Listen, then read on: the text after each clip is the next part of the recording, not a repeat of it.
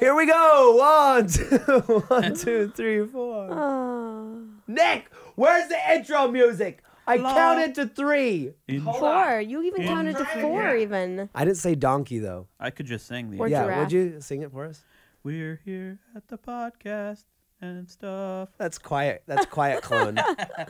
I love it. I loved in your last one when Quiet Clone wrote, and he wrote really tiny course he on has the to line. write it on Of the course, he has to line. write on the That line. was actually China's idea. Was My it to write on the line? girlfriend. Yeah. Does she help you like with little ideas and stuff? She does. Like, she always helps me. When I come up with all the 1, best 2, ideas. 3, 4. I feel like sometimes I can't tweet something unless I've asked her like input on it. Like, do you think this is funny? I actually asked China. All the time. It's just good to have that little like When the reassurance. kids go to sleep.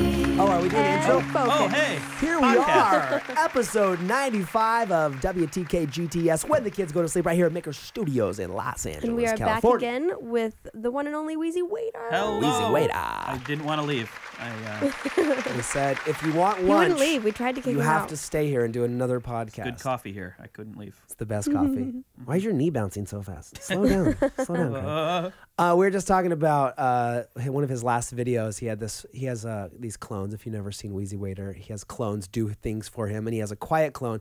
And He is a clone. in the video, yeah, he is a clone. I'm podcast clone. We're basically just talking about having our significant others help us in our comedy and in our work. And I was asking him if China, suggests funny things or like has ideas, and if you bounce things off of her often. And I was saying, we usually have the best ideas. Isn't that right, China? Yes, we do. Yes, it's true, Colette. That's what China said. Wow. All China's Shay's voice greatest changed. comedy moments came from me, just so you know. I really do feel like it. There's some moments where I'm like, do you think this is funny? And she's like, no. I'm like, no, I think it's funny. And, like, Right. there's moments where I like override. I'm like, I think it's funny. I'm gonna tweet it anyways. But at least I'm honest. I don't. right? I don't tweet that often, and when I do, I drink Dos Equis. No, no. I will spend like 20 minutes It's just so concocting the perfect tweet, and then I'll make ask it just China right. about it. And sometimes you're like, really? Is that you want to do that? And I get devastated. Does she? Yeah. Do you second guess? Like, if she Yeah. like doesn't think it's that funny, do you like erase it and like, oh, Yeah, or I try to reword it in a better right, way. right. until No, she you do. likes it. You do have funny tweets. No, I always do. Like, I'm like when I always want to have like good captions with my Instagram picture because I'm like so proud of my Instagram picture. I'm like, what should the caption be? And it's funny, last night, because like I'll always come up with it, but I feel like it's like habit, like I have to ask you what you think it should be. And then she'll give me a little suggestion, and then I'll like go in a totally different direction. But I like having that suggestion. Like it starts my brain process of Yes. thinking like what it should be. And sometimes even if I don't like it, you'll post it and it ends up being very successful. So Yeah. I'm not right every time. Wait, But most do of we the have time. that on camera? Hold on. Blake, send that little clip to me. China- I'm not right all the time. China, do you want to say anything? She's shaking her head It's emphatically. like I am always right. Don't even ask. Okay, so welcome back to the podcast. We're going to talk about a few different things. We've been getting suggestions from the tweets and Twitter and from Blog TV. the We live were show. here with the live show. We had somebody suggest that we talk about gun control, and Craig got nervous. He said, "I feel like we might be differing on that," and I said, "Good, let's get some controversial up Yeah, in here Let's get political very publicly. and Let's, religious." Public Do you believe in God, political. Craig? let's not talk about No, that. you don't want to talk about that. Okay, so wait. One thing I want to ask you before we God start and fighting. guns. That's what we're talking about today. God and guns. Is did you have a beard before you started YouTube? I did, yes. So do you think you'll keep the beard forever? Do you think it's like a thing now? Because like the beard is definitely, you have beard lovers. That's what you call your audience. It's definitely kind of, attached to your persona online. Do you feel like you have to keep it now for that reason? Well, I do feel like I have to keep it, but I want to keep it, so it's okay. Right. I don't think I'll ever get rid of the beard, ever. I'm looking forward to the day when it's really gray Yeah. and I have food from 10 years ago in it. So you'll keep the beard forever. I might shave it off for certain, like if I have to shave it off for like a role, an acting role or Right. something. But you're going to always, But I it'll be will a grow main it back staple. quickly. Yeah. What does China think about the beard? Do you like the beard? You like the beard? You're pro beard? She's pro beard. Yeah, she is. That's good. Well, hopefully, because Is you're there not any, getting rid of it. Weird. Never mind. See that? Shay Carlos. Is there any like some role play? Okay.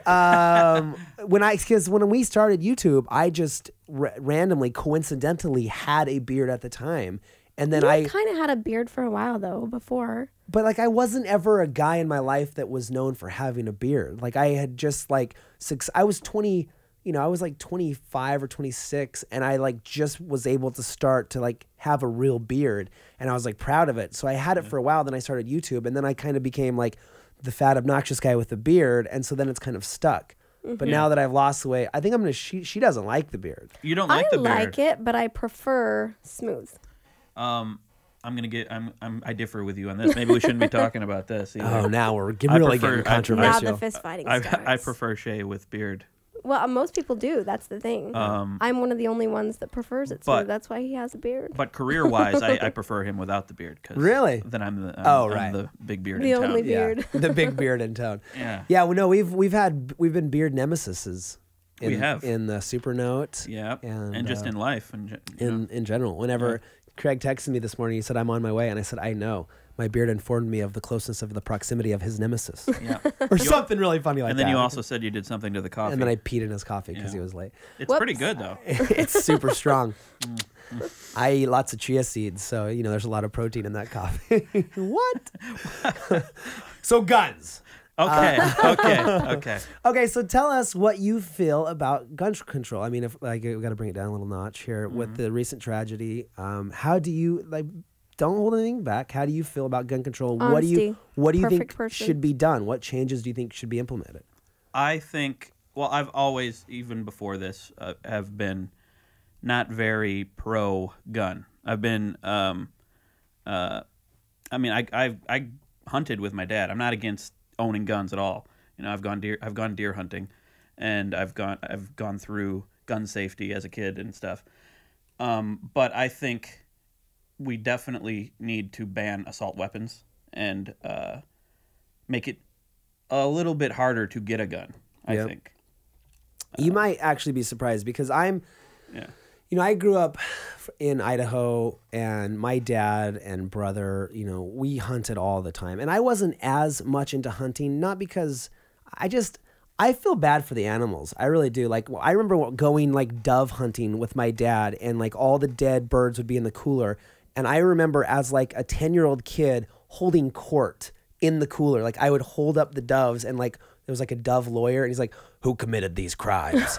And there was like, serious? I would. And like there was like quail because we lived in Phoenix and the quail was like the judge because he had like the little feather that went up like that. Oh my goodness. So he was like in charge. This is slightly morbid. And I would sit there and be like, these birds were murdered. And I would go through this whole like little acting thing with the dead birds. And my mom, even like to this day, she remembers me coming home from pheasant hunting and I would be like holding the pheasants, like petting them, like it was like a little pet. So I believe it. You're so sensitive. On any movie that a dog or a I horse cry or way something more dies, when an animal dies. He cries. Yeah. But like when people die in movies, he doesn't really. But it wasn't cool because my dad and my brother were like they loved hunting and it was like their dream and they always would go hunting and I mostly did it to be with my brother and my dad. And it I would get bored easy it's boring. It's really boring. I'm like, let's shoot something. Like it's like we have to be quiet for so long. And it's really cold. It was cold where I was. It's cold. Shay's ADD person. And I'll be do well with hunting. snickering or say something in case you'll look back at me and give me the death stare shut up. And I'm like, let's do something. Can we shoot at that rock over there? We have the same hunting style. Right. I think. Yeah. Right. So I mean, I do agree. I feel like guns and I think I might alienate some of my audience when I say this, but I really do kind of agree with you. I feel like guns shouldn't be as easy to get as they are. I mean, I remember when I was in Idaho, I thought, I want a handgun. I literally went to the sports chalet, gave him my debit card, and they gave me a handgun that day. Right. And I remember people in the comments were like, how did you get a gun? I'm like, I have a debit card. Right. Literally anybody could go and just buy a gun. Now, I don't think that this whole, getting rid of guns completely is definitely not the answer. And that's always the thing in any situation like this. None of these extreme answers is the answer. It's kind of a mixture of both. We need to improve mental health, facilities and, for these people who are obviously crazy. And then, totally banning guns isn't going to I feel like you're going to have a war on your hands. I agree, but I also think that the majority of people are probably in that camp. The majority of people, I would say, don't want to completely get rid of all guns. It just seems that way because that's what we read about in the news. True. Right. No, as far as assault rifles, like I feel like you should still be able to get one, but I feel like you need to go through a rigorous training course. Like you need to be well qualified and well certified. It shouldn't be an easy thing where it's like you can just get one. Now, being fully open and honest, after this last thing happened, the gun market went crazy in Idaho and Utah, where a lot of people who love guns want to have guns. AR-15s were like skyrocketing in price, and people were buying them. And my dad went and bought one. He found some guy in the paper and went and bought 2 AR-15s like 2 days after that event happened. And now they're like an investment, you know what I mean? Because they're like everybody's afraid that the government's going to take away these guns. Yeah. That some people are buying them just to like be able to sell them later for more money. Yeah. But I think I agree. I feel like people should be able to own guns. See how easy that was for him to do. He literally go in the paper. He literally found a guy in the paper, drove to the guy's house, and bought 2 AR-15s. Wow. And this guy had never met my dad before in his life. And of course, my dad is like the most responsible gun owner there is, and always taught me and my brother strict gun control. So in this situation, it's okay, but But it scares you, yeah. Like some dude can go and just buy 2 AR-15s out of somebody, some guy in the paper. Yeah. I mean, I do agree that there should be some type of I don't know how. Like you don't just get a driver's license and be able to drive. You have to go through steps and learn, and then have some type of a way where you can. Yeah, and I mean, I remember I had to go through some sort of hunter safety course before I could. You totally do. But it's like a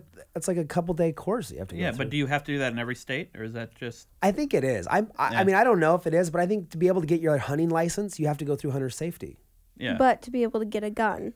Do you need to do anything to get a gun? I mean, and they've changed that because I mean, I remember there was a time when you had to go and there was like a waiting list or something. Like they had to send in all your information to make sure you weren't like on some list or something, and then you could get a gun. But then I think they went away from that because I thought that's when I went and bought my handgun. I thought that was what was going to happen. I thought they were going to get all my information. They're going to have to send it to Washington, and whoever was going to have to look over it. Joe Gunn. They're going to have to tap my phone lines for a few hours and see if I had any plots planned. And then they would give me the gun, but it was literally, I was like, thanks, and I walked out, You did that? And I shot. As I was walking out, like, I got a gun! Yeah. I was like, Sam, Yosemite Sam. So we didn't fight. I feel like we still have. But I'm a very civil guy. I'm glad. I'm glad that you are. But I think we do disagree. I just want to point that out about assault weapons. You think they should be totally banned? I think they should be banned, no matter what. I think so. What about like ex-military or a cop who had an AR-15 in the line of duty? Like after he retires, you don't think he should have an AR-15 at all? Okay, maybe in that case, maybe. But I don't think there. But then it's like, what's he gonna do with it? Well, I mean, some people. I mean, it's a huge hobby for them, going out and with their families and shooting these guns. I've shot assault. Assault well, you can go to a place in Vegas and like go and shoot these kind of guns. I just don't think that should be a hobby. I mean, maybe I'm being a little extreme, but I just think it's just if I just read an article, just bringing it down a little, about if the guy didn't have an assault weapon and he had a different weapon, less people would have died. Right. Well, that's true because those assault rifles can put off a lot more bullets a lot quicker, and that is a fact. That's why I feel like I don't feel like you can, because I think it infringes on people's freedom too much. Because I don't think you should be able to say there's no way you can have this. I think if you're qualified to have it and you go through the proper training, then I think you should. And I don't necessarily know what those requirements would be, but I feel like we should be able to know who has those guns. Maybe even combined with a mental health examination. Yeah, totally. Okay. I would totally agree with that. I agree. Yeah, I agree. If it's sensible enough, there's cases where people could have assault weapons. Yeah, I think if you were somebody who had nothing to hide and it's like you wanted an AR-15, you wanted a fully automatic. I wouldn't even care if you had a fully automatic gun, as long as you were willing to have your name registered on a list that said Joe Franco Martino III has this gun, and he is licensed with it. He's had the proper training, and he can go out and shoot that gun. Then you always run the risk. It's like if people are allowed to have it, whether you're trained or not, who's going to come in and steal your weapon and use it for whatever they want? You know, there's that, but I mean, I think you become responsible for that weapon, so it becomes your responsibility to lock it up, to make sure, you know, because there's gun safes.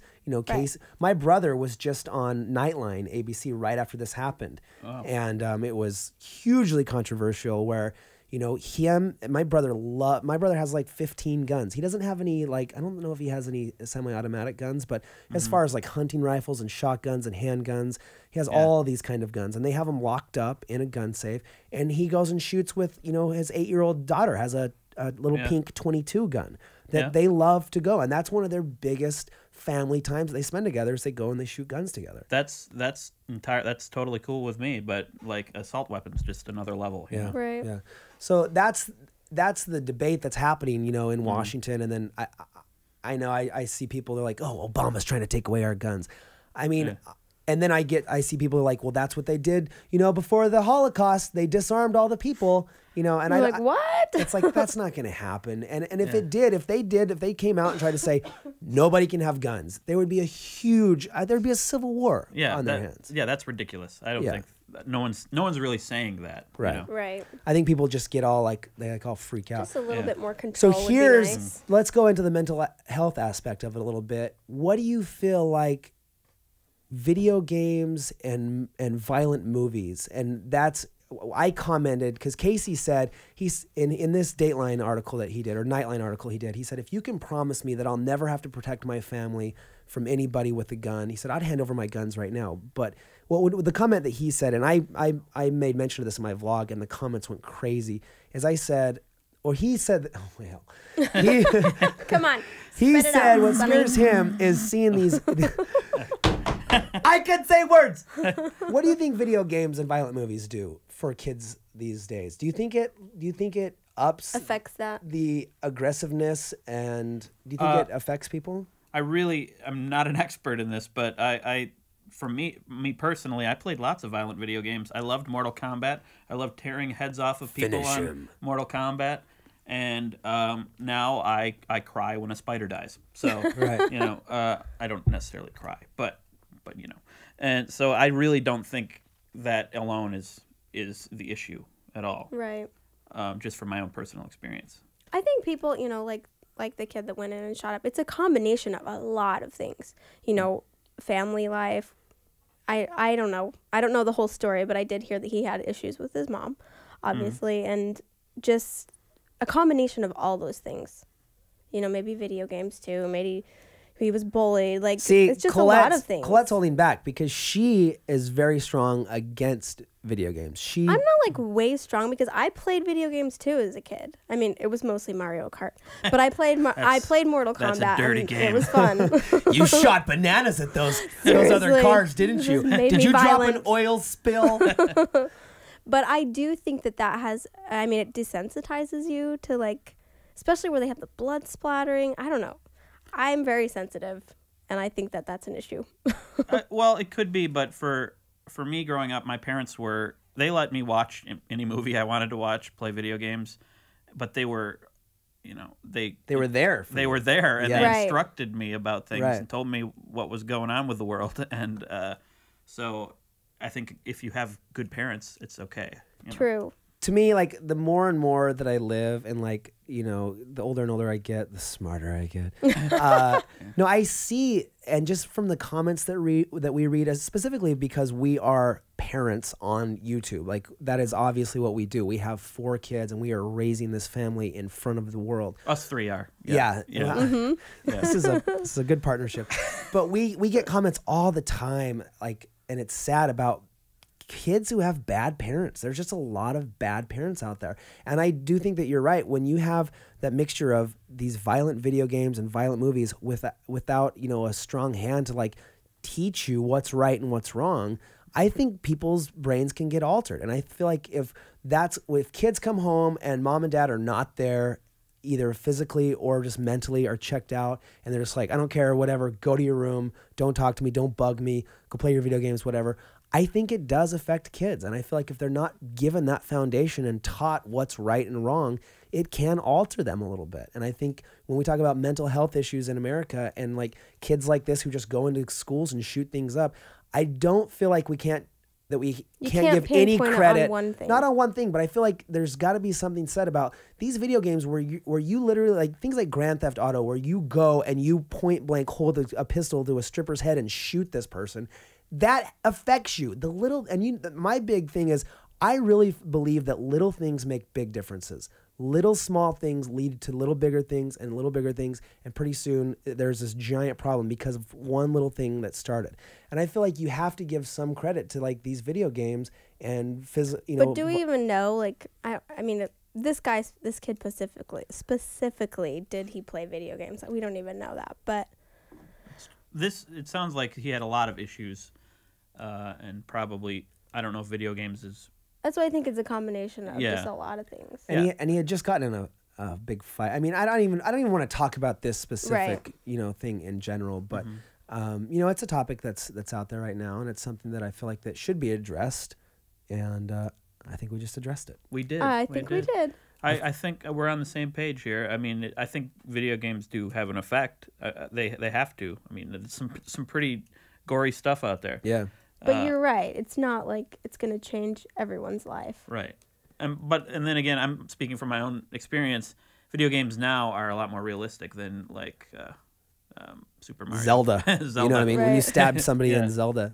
Those were the video games I played, Zelda. And I remember when the first time I passed Mario Brothers, I was so excited. Yeah. I beat that game without dying. Have you really? And without warping. I was going to say, have you done it without warping? Yes. That's all through all levels? I actually, I'm plugging myself now. On my gaming on channel. his gaming channel. I have 3 Mario videos up, and I'm just going to keep doing them until I beat the game without dying and without warping. I haven't done it on YouTube and yet, this is the original Mario Brothers 1? Mm-hmm, although I haven't done one of those in like a couple months, but I'm going to.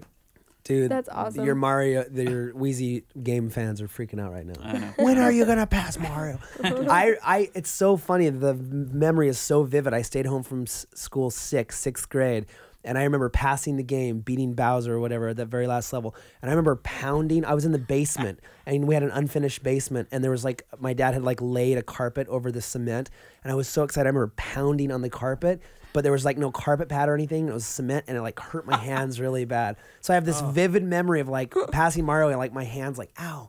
Yeah, video games. I know. See? Yeah. Violence. People. I was trying to smash the cement. Yeah. Look what they did to me. What they did to me. Oh my goodness. Okay, so moving on. We also wanted to talk today about dreams and the meaning of dreams. Okay. I think we should answer a Twitter question. Oh, we actually do have some Twitter questions. That was my dream, actually. That we had answered Twitter questions? Yeah. What's the last dream you had? Can you remember the last dream you had, Craig? Do you have nightmares? Do you have dreams as a waiter where you're trying to wait on tables and there's just like you can't get to all the tables? Those are my nightmares. You both waited tables? She did. I did. Yeah. Oh my gosh. And I still like have bad dreams. I have 10 tables and I have to get to all of them right now, and I'm the only server in the restaurant. Yep, that I haven't got one in a while, but maybe like a year ago it was the last one that I had. But yeah, you get those all the time when you're waiting tables. It's true. They're horrible. I had one where they're always very weird. I'll have like a section that like 2 tables are in this part of the restaurant. I had one table, like I had to walk outside down the sidewalk like a block to this other table. In the other and building. in your dream, you're like, why do they expect me to get to all these crazy tables? And it's just constantly not getting the things people want. Oh my goodness. I think terrible. people have dreams of old jobs they have. Because I had dreams like that when I worked in a restaurant, but I was a dishwasher. And because that was like the first job I ever had. And in my dreams that I have, I'll every once in a while have one of these dreams where the dishes are just piling up. And I'm like trying to wash the dishes, and they're coming in, they're yelling at me like, you got to get these done. We need plates out there. And I'm like so tired in my dream. Like I'll fall asleep on the pile of dishes, and they'll come in, they'll be yelling at me, and I'll wake up. I'm like, okay. And I'm trying, there's like just dishes piled up everywhere. It's insane. What about flying dreams? Flying? Do you dream? How do you fly in your dreams? I haven't had one in a while, but those are awesome when you're able to fly. Like, there've been a few dreams I've had where I'll be with a group of people, and we'll all discover that we can fly, like Together? yeah, like Wow, I've never had a group flying. yeah, and like it's like running and jumping, and then kind of jumping in the air, and then like flying. It's like, this was so easy. Why didn't we do this out? before? Oh man, and just fly. But then I would realize that I was dreaming sometimes, and then I'd be like, oh, this has got to be a dream. So then I just start flying as high as I possibly can, and then I can't stop, and I'll just like go up into space. Oh, really? Yeah. That's funny. In That's my awesome. dreams, I always have to like keep concentrating to stay up, or else I'll like slowly come down. That happens too. Yeah. Or like, where you remember as a kid, like you'd have this great dream, and your mom would wake you up, and you'd be like, try to go back to sleep. Like, no, go back to that dream. Go back to that dream. And you like try to like force yourself to can't. fall back asleep, Yeah, so you can have that dream. that never happens. So do you think, like, you've had some, everybody has these weird dreams. Do you think that dreams mean anything? Do you think that they have a meaning, or do you think they just kind of like... I've had strange dreams that I've had like before. Like I remember having them as a child, and I have them in my adult life. Reoccurring dreams? Reoccurring dreams. But I don't know how to pinpoint, like, does this mean anything? I have no idea. For me, I think that dreams indicate just your emotional state. Like, Right. If I'm dreaming about trying to solve a problem or something, then in my real life I probably have some problems that I'm worried about. Right. Or if you're flying, you're just carefree. Yeah. Or I actually lately I don't really dream that much at all. And I think I asked in a iPhone video or something what that means, and people said that it probably means that I'm just content. You're happy? Yeah. Oh, that's good. Well, that works. Yeah. Sometimes I don't like that, though. I guess I don't like the interpretation of dreams. Like, well, that means this. I'm like, no, because that's not how I am. Well, if it gets really specific, I don't know if I buy it. But somebody actually... I saw the... Oh, go ahead. Go ahead. Oh, I saw the Twitter question up there from Stevie, and they asked what was the first YouTube video we ever watched. My very first YouTube video was Kimbo Slice videos. I feel like mine was Bratz and Beretta. Really? I Yeah. showed it to you. Because you showed So I'm it like, to me. honey, come in here. The Mother's Day card video. I don't remember. You don't remember your very first No. video? No. My very first YouTube videos where I was working at the granite shop, all the granite guys on break, they would get around this little tiny computer and watch Kimbo Slice beat people up. That was my very first I think YouTube. the first time I saw you was you were pushing Sexy Phil in a wheelchair in an airport. Or Oh, something. yeah. No, it's Brent. There's Oh yeah. there's Okay. a video of me pushing It's Brent in a wheelchair. Yeah. Yeah, in the Yeah. airport. I saw that one. Who's this jolly man? Who's this jolly bearded man? Yeah. Here's a question for you, Mommy Tard. What would you do if Suntard impregnated a girl at 17? As a religious parent, how would you feel? Well, that's kind of not a 1 minute in a podcast And answer. he had an AR-15 with him at the same time. Or he named his. Never mind. I would blame the video games. No, just kidding. Well, what would any parent feel like? Beat him probably. But as specifically, they're asking as a religious person. Yeah. I would I love my children. People always ask me that. Would you still love Suntard if he was gay? Would you still love Princess Tard if she got pregnant or whatever? People ask me that in the comments. I'm like, yes. I think I love ask my children. They ask those questions to try to get you to be like, They like, do. are you going to hate them if they do something There wrong? are so some parents funny. though that Right. would say no. Yeah. Right, know? and I agree with you. There are parents, which I think is entirely wrong. You should always, that's part of being a family, is unconditional love, no matter what they may do or have done or whatever. People like to I'm not ask saying us- that wouldn't make me upset, and I would be very, upset about it, but I would love him, and I would try to work through it and help the best situation possible happen for the both of them. That's my answer. You're I a would- horrible mother. I I would love my children. I would love my children as long as they're subscribed to my YouTube channel. Exactly. There's another question here that asks about going back to gun control. What do you think about teachers having guns in the classroom? I don't think so. I don't think you should bring more guns into schools. What I think that I think I agree with no teachers not having guns. I think that's a little weird. But what about having like an armed guard at schools? Like my mom is a secretary at a junior high, and they have a cop there. There's a police officer that is at the school the whole time. I don't know. I go back and forth about that. Part of me just opposes having more guns because I don't think in a shooting situation it seems everything happens so quickly that I don't know if it would stop that. Right. If there was Yeah. a cop there, if he would able to like run down to the Yeah. room where it was happening, find him, open the door, then who knows if there's But possibly. kids in there. I feel like I like the idea of having a police officer at every school. I don't like the idea of having every teacher have a gun. That's just weird. Yeah, that's too many guns in the school. But I feel like, you know, if that was public information that there is an armed police officer, an actual, you know, armed unit that was in the local police department at every school, I like that idea. But, you know, I don't know if it would definitely, you know, help when the situation was happening. I just hope that it would deter somebody from going to a school with a gun if they knew that there was a police officer there at all times. I suppose if it's a police officer who, you know, is very, very well trained and has the gun like locked on their side, and they're not, the gun doesn't stay in the school when they leave. You know? Right. No, I don't. Right. Yeah, the cop that I've seen at my mom's school has the gun on his hip, and it's, you know, I don't know if it's locked, but it's definitely strapped. Yeah. So like somebody couldn't just come grab it off of his hip. But I don't think he leaves the gun. It's like his firearm that he carries with him as a police officer. That's, I suppose. You could maybe convince me. I could convince you? If with a few more cups of coffee with whiskey in it, maybe. All right, give him a gun. Why not? Interesting. Okay, so I think that's a good conversation. I'm just trying to see if there's any other last questions here. Who's your favorite YouTuber? Every YouTuber loves that question. You can't say Shay Carl, because I know that's your answer. I don't have a favorite. That's how I answer it That's every time. so hard, right? Yeah, I like a lot. I consistently watch the Vlogbrothers, Julian Smith.